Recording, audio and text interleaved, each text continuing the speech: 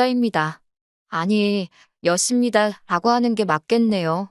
곧 이혼장 집어던져줄 계획이거든요. 저도 부모님이 있고 자식된 도리가 무언지도 잘 알고 있습니다. 시부모님이 말 그대로 시부모님이지. 정말 극극소수의 상황을 제외하고는 결국 제가 시부모님에게 진짜 딸이 될 수 없듯이 저한테도 시부모님이 진짜 부모님이 될 수는 없는 노릇이잖아요. 시부모님께 제가 친정부모님께 하는 것처럼 잘 할 수는 없지만 그래도 최대한 잘하려고 노력했습니다.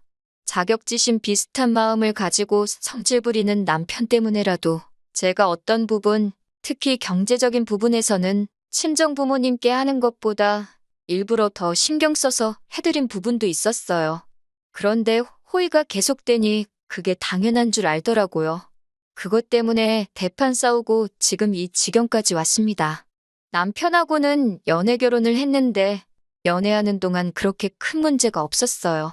제가 연봉이 조금 더 높기는 했지만 제가 다니는 회사 분위기가 여자가 높은 자리까지 올라가기 힘든 구조고 승진 누락도 자주 되는 편이라서 나중에 가면 제대로 승진하는 남편에게 따라잡히는 건 시간 문제라고 생각해서 1년에 돈 몇백 더 번다고 제가 손해보면서 하는 결혼이라는 생각은 해본 적 없었어요. 결혼 이야기 오고 가면서 시부모님이 약간 보수적이고 옛날 사고방식을 가지고 계신 분들이라는 걸 알게 되었습니다. 제가 회사 다니는 걸 탐탁치 않아 하신다는 걸 조금씩 티를 내시더라고요. 차라리 직접적으로 말해줬으면 좋았겠지만 그걸 굳이 빙 둘러서 말을 하더라고요. 우리 아들, 다른 건 몰라도 꼭 아침은 먹고 출근해야 하는데 둘 다 회사원이면 아침에 식사 준비를 할 정신이 없지 않겠냐면서 들으면 꼭 저희 아침밥 걱정해 주시는 것처럼 말해 주셨지만 누가 들어도 그게 저랑 남편 아침 거르고 출근하게 될까봐가 아니고 우리 아들 아침 굶길 생각 하지 마라. 내가 데리고 살 때는 아침밥 무조건 챙겨 먹였으니 너도 그렇게 할 수 있도록 해라 강요하는 말처럼 들렸어요. 저도 눈치가 없는 사람은 아니다 보니 그 말에 숨은 속뜻을 대번에 눈치챘어요. 그렇게 진짜 뜻 숨겨서 우명하게 돌려 말하는데 저도 일부러 못 알아들은 척 하면서 그럴 생각 없다고 돌려서 대답했습니다. 그래도 우리 지낼 신혼집이 어머님 댁보다 남편 회사에서 거리도 더 가깝고 제 회사랑 비교했을 때도 남편이 더 가까운 곳이니 아침 챙겨 먹을 시간은 있겠다고 대답했어요. 저는 회사가 더 멀리 있어서 아침에 더 서둘러 준비해야 되고 출발도 일찍 해야 하다 보니 아침에 밥 차릴 시간도 없고 저는 아침을 거르고 출근해야 한다는 뜻이나 마찬가지였지요. 그리고 그 자리에 남편도 같이 있었으니 아침밥을 꼭 그렇게 먹어야 하면 배고픈 사람이 알아서 직접 차려 먹으라고 말하는 거나 마찬가지였습니다. 제가 뭐 남편 뒷바라지 해주고 살림 대신 해주려고 결혼하는 건 아니잖아요? 저도 버짓이 직장이 있고 똑같이 돈 버는 입장인데요. 시어머니 입에서는 여자가 무슨 돈이냐? 집에서 살림 잘하고 남편 밥 든든히 먹여주는 게 여자 할 일 아니겠냐라고 말을 하시고 싶었겠지만 저한테 직접 하지는 못하셨어요. 남편이 중간 역할을 잘해준 부분도 있었겠지만 당장 벌이만 두고 보면 제가 조금 더 돈을 벌고 있었으니까요. 신혼집도 대출이 반이 넘다 보니 남편 혼자 외벌이로는 간당간당했으니 말입니다. 은근슬쩍 시어머니는 매번 바쁜 와중에도 제가 남편 뒷바라지를 잘 해줘야 한다고 말하는 듯 돌려서 말하곤 했는데 저도 저런 식으로 못 알아먹은 척 빙 둘러서 대답을 피하곤 했습니다. 솔직히 저렇게 말하는 게 많이 밉상이기는 했는데 한편으로는 직접적으로 대놓고 그렇게 하라고 말을 하지 않으시는 게 오히려 더 다행이라고 생각했어요. 직접적으로 말했으면 저도 싫다는 거절을 했어야 했는데 그렇게 의견 차이가 생기고 한 명은 시키고 한 명은 시키는 거 하기 싫다고 하고 그러고 있으면 정말 걷잡을 수 없이 일이 커지고 감정의 골만 더 커졌을 테니까요. 그런데 일이 이렇게 되고 나니 차라리 터질 일이었으면 차라리 한 번에 터져서 어떻게든 타협점을 찾고 해결을 했었어야 하는 일이었다는 생각이 드네요. 결혼 후에도 시어머니의 아들 걱정은 끝나지 않았어요. 안부 인사 드린다고 전화를 드리면 다른 건 다 상관없고 아들 밥 챙겨줬는지부터 확인을 하셨거든요. 그래서 그 뒤로부터는 안부 전화하는 것도 그만뒀습니다. 남편한테 알아서 하라고 저도 스트레스 받아서 못 참겠다 하니 알겠다고 하더라고요. 남편이 그 이후에도 몇 번씩은 직접 전화를 걸고 안부 인사를 드리는 듯 싶었습니다. 그런데 그것도 귀찮아졌는지 얼마 지나고부터는 몇 번 드리던 안부 전화도 안 하더라고요. 그러니 시어머니는 궁금했는지 직접 전화를 걸기 시작하셨어요. 처음에는 저한테 제 번호로 전화를 해서 아들 식사 이야기를 하시곤 했어요. 그런데 제가 회사에서 야근 때문에 몇 번 전화를 못 받은 일이 있었는데 어머님은 그걸 제가 일부러 전화를 씹는다고 생각을 하셨는지 언젠가부터는 남편에게 직접 전화를 하시더라고요. 전화해서 물어보시는 게 아침 먹었냐, 저녁 먹었냐입니다. 회사에서 챙겨 먹는 점심은 별로 궁금하지 않으신 듯 했고, 집에서 식사는 잘 챙겨 먹고 다니는 거냐 여부를 묻다 못해 언젠가부터는 메뉴가 뭐였는지 물어보시더라고요.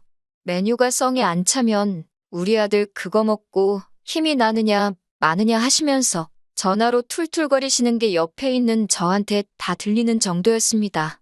남편도 핸드폰 볼륨을 낮추면 되고 조금 제가 들어서 곤란한 내용이 오고 가면 방으로 들어가거나 하면 될 텐데 오히려 저 들으라는 듯이 전화를 꼭 제 옆에서 받았어요. 아주 모자가 둘이 속이 음흉한 건 똑같구나 싶었습니다. 아무튼 그러다가 언젠가부터 시어머니가 저희 집에 발걸음을 하기 시작했습니다. 거리가 있다 보니 매일같이 오지는 않으셨는데 토요일 점심이면 꼭 들르셨어요. 차라리 평일에 와주시면 싶었던 게 토요일 점심에 오시니 쉬는 날에 어디 좀 다녀오지도 못하겠더라고요. 나가자고 해도 남편은 어머니 오시는데 어딜 나가냐면서 집에 있자고 하면서 말입니다. 그래도 시어머니가 그냥 오시는 건 아니에요. 대중교통 타고 오시면서 양손에 장바구니 바리바리해서 꽉 차게 음식들 잔뜩 해서 가져오십니다. 저 먹으라고 해오시는 거였으면 정말 몸둘바를 몰랐을 텐데 대놓고 아들 주려고 챙겨오신 게 티가 나요. 너는 아침 안 먹는다고 했지 하면서 아침 식사 대용으로 끓여온 죽이라든지 미역국 같은 건 딱 일주일치 남편 먹을 만큼만 준비해서 가져다 주시거든요. 저야 안 먹으면 그만인데 전날에 냉장고에 미리 옮겨놓고 아침에 전자레인지에 데우기만 하면 되게 해놨다고 굳이 저한테 설명을 해주시네요.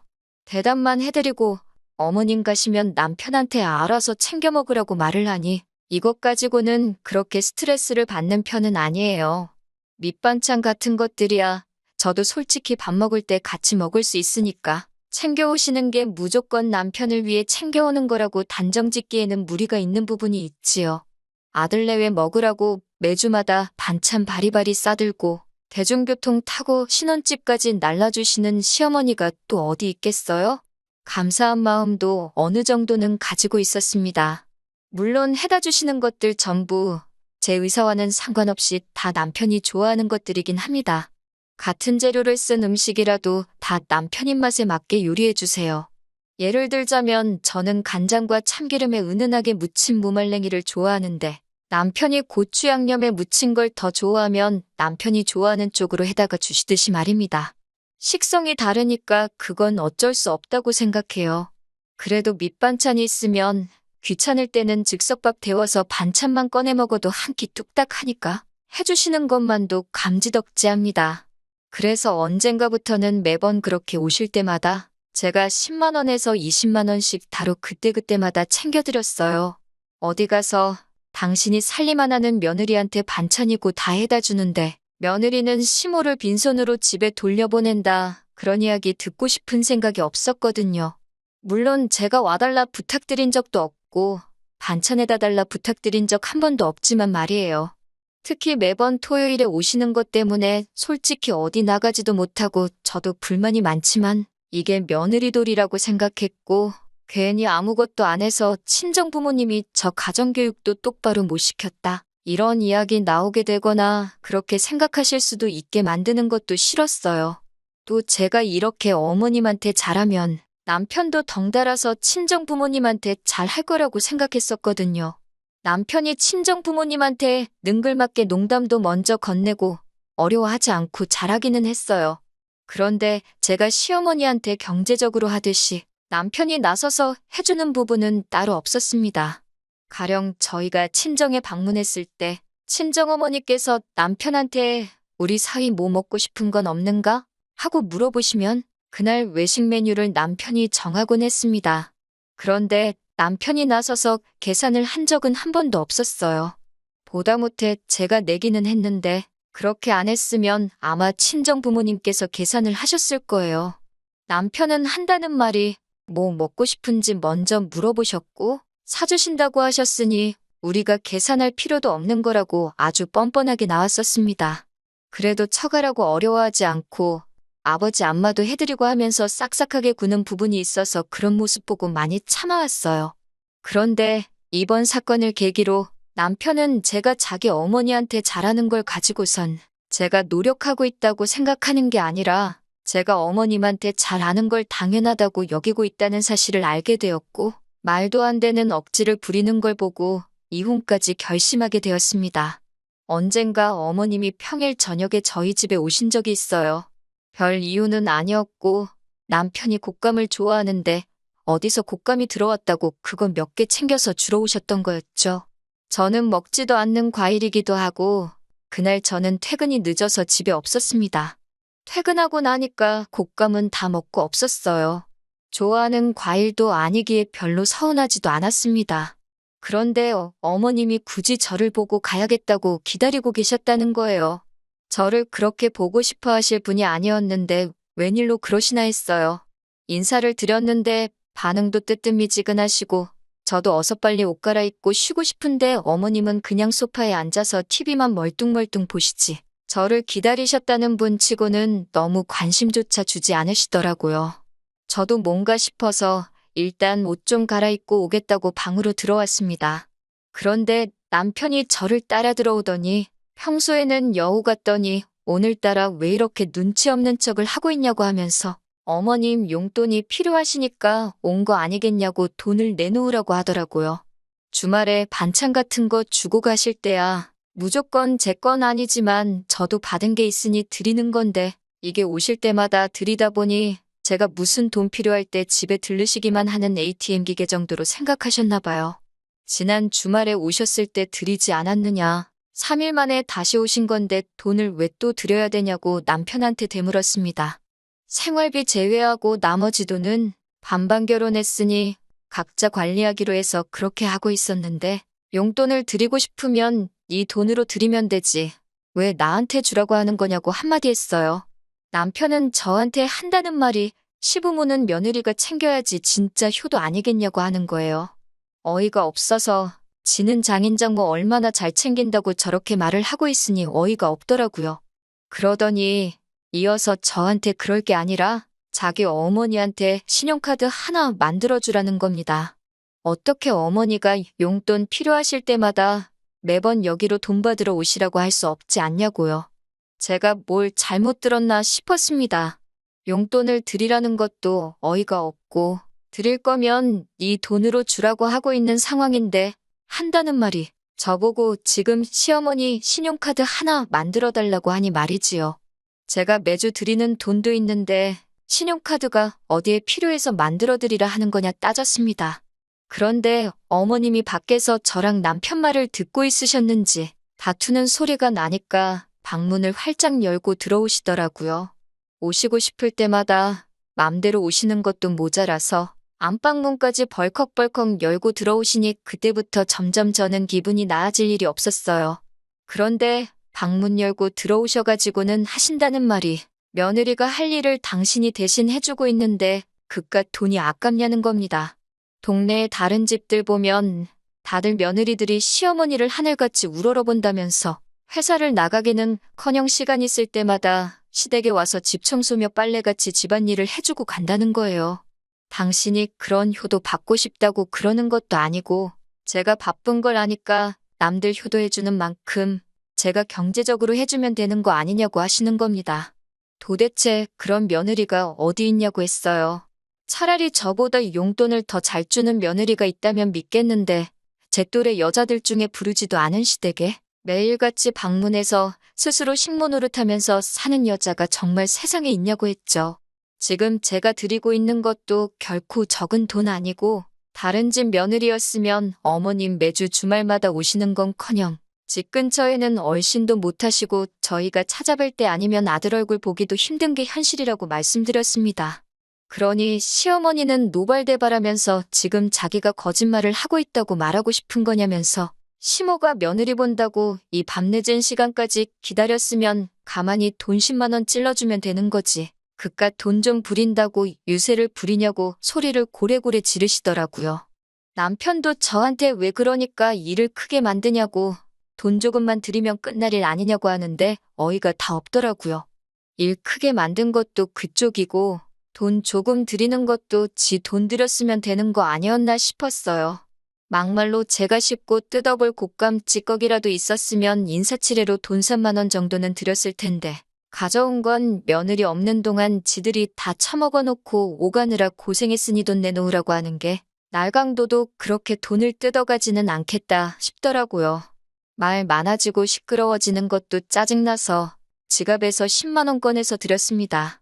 시어머니는 결국 자기가 이겼다고 생각했는지 의기양양해서 그 돈 받자마자 정말 1분도 안 지나서 짐 싸들고 돌아가셨어요. 남편은 저한테 그러니까 이렇게 쉽게 끝날 걸 질질 끌어가지고 서로 다 기분 상하고 마음 상하게 만드냐고 하면서 잔말 말고 신용카드 만들어서 오라고 하더라고요. 제가 달라는 돈을 쉽게 넘겨주기는 했지만 이 일을 더 이상 쉽게 넘길 생각은 없었습니다. 쉽게 넘겼다간 제 자신이 이 집의 며느리가 아니라 시어머니의 개인 지갑이 돼버린다고 선언하는 거나 마찬가지였으니까요. 제가 제 몸을 스스로 지옥불에 던져버리면서까지 살아야 할 필요가 없다고 생각했습니다. 그래서 더 이상 어머님한테 드릴 돈은 없고 너한테도 기대하는 거 없다고 이혼하자고 이야기를 꺼냈습니다. 혼수해놓은 건 다 친가로 가져갈 거고 나머지 집에 들어간 돈은 알아서 보내달라고 했어요. 알아서 안 보내면 이혼소송이든 뭐든 간에 내가 얼마 손해를 보던지 상관하지 않고 위자료까지 해서 어떻게든 너한테 큰 손실을 입히겠다 한마디 했습니다. 이혼하자는 말에 남편은 벌써부터 얼굴이 새하얗게 변해서는 미안하다고 사과를 하더라고요. 엄마가 대중교통 타고 고생해서 온 모습을 보니 자식된 도리로 그냥 두고 볼 수는 없었다나요? 효도가 하고 싶으면 네 돈으로 하라고. 왜 니네 엄마한테 효도할 때만 내 지갑을 네 지갑처럼 쓰려고 하는 거냐고 하니까 무작정 미안하다고 다음부터는 그러지 않겠다고 하더라고요. 내 돈으로 생색내면서 효도할 때부터 그 정도 각오가 없었던 거냐고 물으니 아무 말도 못하더군요. 일단 제가 짐을 빼서 집을 나가고 싶었지만 피곤했던 관계로 그날은 그냥 집에서 하루를 더 보냈습니다. 자꾸 옆에 와서 사과하려고 들길래 서재에 입으라고 베개 들고 들어가서 문 잠궈 놓고 잤네요. 다음 날 출근하고 나서 일하는데 회사에서도 계속 전화기에 불이 나도록 미안하다는 문자를 계속해서 보내더라고요. 간단하게 전부 다 무시해줬습니다. 가는 길에 근처 마트에 들러서 짐 싸가려고 여행 가방 하나를 사가지고 들어갔는데 집에 가니까 남편도 이미 퇴근해 있고 시어머니도 계시더라고요. 저한테 그동안 제가 그렇게 마음고생하는지 몰랐다고 사과하시면서 여태 제가 줬던 돈이라고 하면서 봉투를 내미시더라고요. 여태 제가 드린 돈은 맞는데 여태 쓴 건 빼고 현재 남은 돈만 가지고 오셨더라고요. 봉투 안에 50만 원 조금 넘게 있었는데 이건 그냥 여태까지 제가 먹은 반찬값 할 테니까 필요 없다고 가지라고 했습니다. 어떻게든 이혼 못하게 하려고 저를 붙잡으시는데 왜 그러시냐고 물었어요. 제가 주는 돈이 필요해서 그런 거냐 아니면 아들 뒷바라지 해줄 여자가 필요해서 그러시는 거냐고요. 저는 어머님 돈 필요할 때마다 돈 드리는 지갑 노릇도 하고 싶지 않고 남편 밥 때마다 밥 챙겨주면서 부엌대기로 살고 싶은 생각도 없다고. 그러면 어머님도 솔직히 제가 있거나 없거나 달라지는 거 없지 않냐고 했어요. 혹시나 아들 이웃남 만들기가 싫어서 그러시는 거냐 했더니 아무 말도 못 하시더라고요. 짐 싸고 있는 저한테 두 사람이 동시에 달려들어 사과하는데 솔직히 뭐라 하는지도 들리지 않았습니다. 다 싸고 나서 나가면서 남편은 이제 직접 엄마한테 효도할 수 있어서 좋겠다고 하고 어머님한테는 그 원하던 아들 뒷바라지 다시 해줄 수 있게 돼서 좋으시겠다고 나만 빠지면 되는 일이었는데 그것도 모르고 제가 괜히 결혼을 해가지고 이 사단을 만들었다고 둘이서 잘 먹고 잘 살라고 하고 집을 나와버렸습니다. 그 이후로 오는 연락에 대해서는 다 무시하고 있어요. 합의 이혼을 하려고 하는데 자꾸 사과받고 마음 바꾸라는 식으로 나오길래 얼마 전에 변호사까지 선임을 했습니다. 저도 수임료가 나가게 생겼으니 그동안은 그냥 이혼만 하려고 했는데 이제는 위자료까지 다 뜯어내려고 합니다. 저도 더 이상 믿지고 장사할 수는 없는 노릇이잖아요. 욕심은 끝이 없다더니 그 말이 괜히 있는 말이 아닌 것 같네요. 가만히 냅뒀으면 어련히 제가 며느리돌이 다 하면서 적당히 효도받으시며 살았을 텐데 매주 찾아와서 수금해가는 것도 귀찮아서 신용카드를 만들어 오라니 욕심이 너무 과했지요. 비록 저도 이혼녀 딱지가 붙게 되긴 하겠지만 이런 상황을 질질 끌고 있어봤자 20대 후반에 이혼녀가 되느냐, 30살, 40살이 돼서 이혼녀가 되느냐, 결과는 다 똑같았을 거라고 생각합니다. 차라리 제가 한 살이라도 젊을 때 빨리 이혼을 해버린 게 잘한 일이 아닐까 하는 생각이 드네요. 결혼이 둘만 좋아서 하는 게 아니라는 말이 참 맞는 말인 것 같네요. 솔직히 이번 일로 너무 질려서 한동안은 결혼 생각은 들지도 않을 것 같아요. 하지만 나중에 만약에 제가 다시 가정을 갖게 된다면 아내 때문에 가족까지 등질 필요까지는 없지만 그래도 중간에서 다리 역할 잘해주는 그런 사람을 찾아봐야 할 것 같습니다. 긴 이야기 들어주셔서 감사합니다. 오늘의 사연은 여기까지입니다. 구독과 좋아요, 알람 설정해주시면 앞으로 더 좋은 사연으로 찾아오겠습니다. 감사합니다.